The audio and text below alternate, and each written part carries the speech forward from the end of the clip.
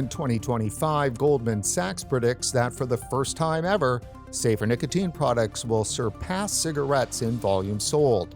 It's a milestone that could mark the beginning of the end for smoking. This unprecedented turning point should be a cause for celebration, but instead, silence. No fanfare from regulators, no headlines from tobacco control, just business as usual, bans, moral panic, and an ongoing war on vaping. Why is the biggest success story in tobacco control being ignored? Joining us to help answer that question is Dr. Derek Yock, a major figure in global public health. Dr. Yock is best known for his leadership in tobacco control and harm reduction. He served as Executive Director for Non-Communicable Diseases and Mental Health at the World Health Organization, where he was instrumental in the development of the WHO Framework Convention on Tobacco Control, the first global treaty aimed at reducing tobacco-related disease and death.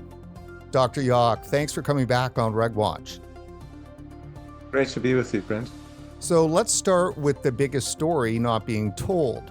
According to Goldman Sachs, as we mentioned, in 2025, safer nicotine products will surpass combustible cigarettes in the U.S. by volume.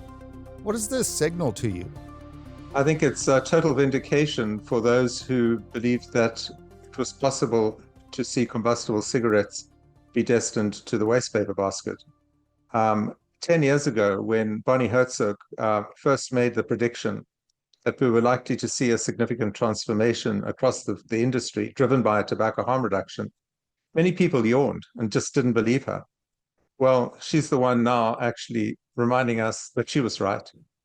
Philip Morris International was right. VAT was right.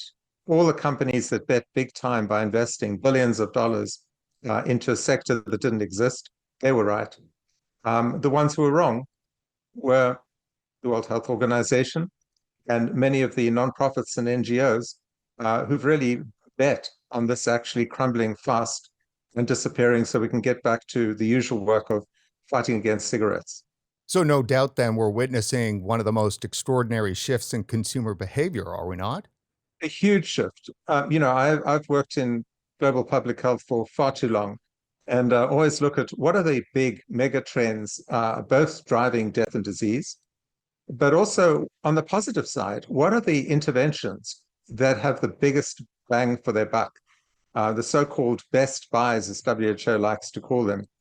And there is nothing that we have in our public health armamentarium that comes close to producing the decline in smoking that we're seeing from tobacco harm reduction, and which will no doubt over the next 2 decades or so translate into steady declines in death rates of cancer, cardiovascular disease, respiratory disease, and a wide range of other conditions linked to smoking, including even tuberculosis.